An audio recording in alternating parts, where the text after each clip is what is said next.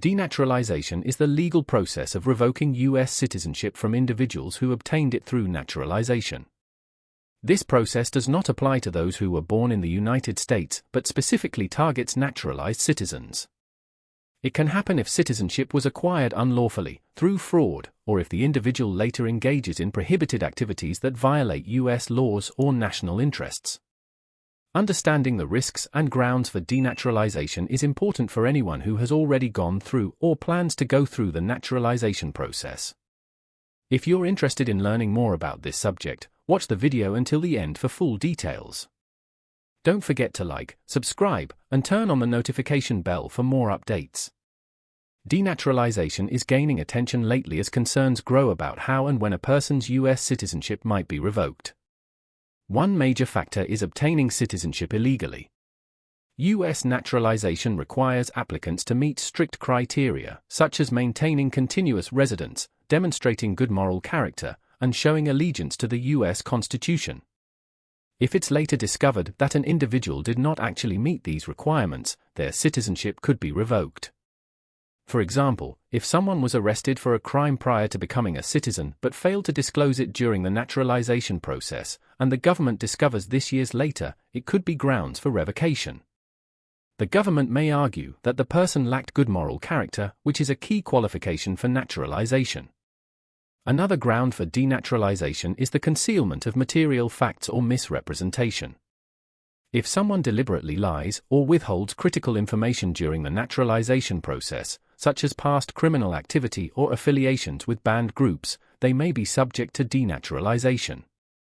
To successfully revoke someone's citizenship on this basis, the government must prove the individual intentionally concealed information, that the information was significant to the outcome of their case, and that they would not have been granted citizenship if the truth had been known.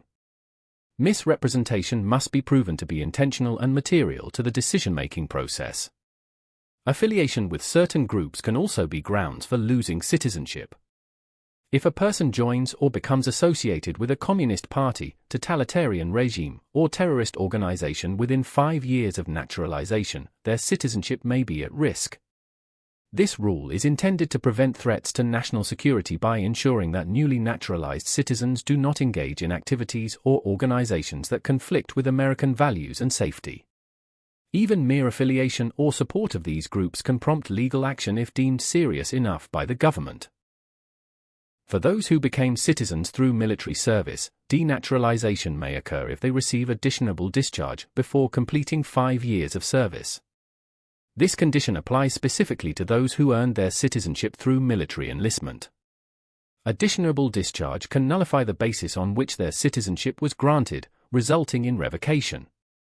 These rules are in place to ensure that military service-based citizenship is granted only to those who fully commit to the terms and values required by the U.S. military and legal system. Denaturalization is a serious legal matter with far-reaching consequences. Losing U.S. citizenship can dramatically impact an individual's legal rights, ability to work, travel, and live in the country.